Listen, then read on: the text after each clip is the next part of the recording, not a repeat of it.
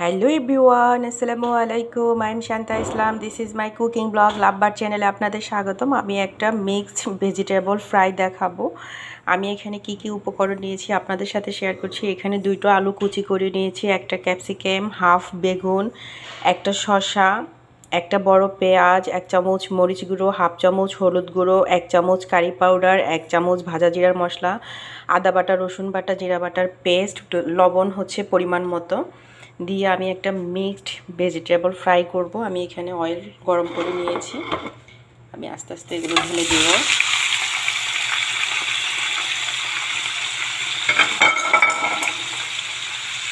এই ভাজিটা দিয়ে সবজি, রুটি, ভাত সব কিছুর সাথে খাওয়া যায়।